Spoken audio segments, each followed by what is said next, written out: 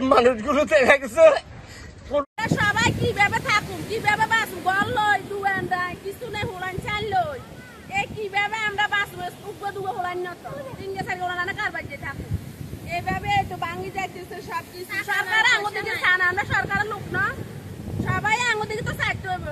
আমরা তো সরকারি লোক, আমরা তো আর কই যাবো আঙুর বাপের বাড়িও নাই যে বাড়ি একদিন যে ঠাকুর মেয়ে হোলান গুল লই এতে কিভাবে চলি যাইতেছে ভাঙি ভাঙি ঘর দাগ দুয়ার দাগ সব কিছু লই যাইতেছে।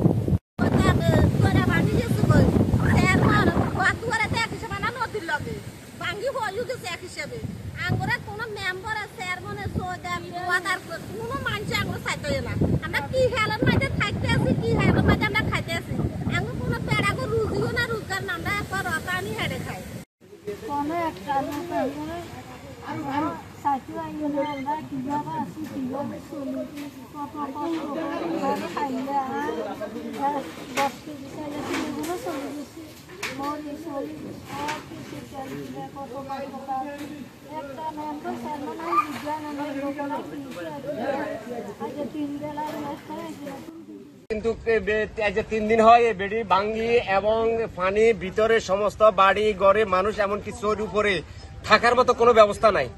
এবং এই পরিবারগুলো এবং নদীর কোনো পরিবার এদের জায়গা কেনার মতো কোনো তৌফিক নেই। এরা যে কি কষ্টে এদের জীবনযাপন, এই মানুষগুলো দেখা গেছে কোনো জায়গা কিনে কোনো বের কিনে বা কোনো বসবাস করে স্থান পর্যন্ত আপনি দেখেন সমস্ত এলাকাতে পানি কি অবস্থা, কেউ পিঠি বানবেছে সেই জায়গা পর্যন্ত নাই।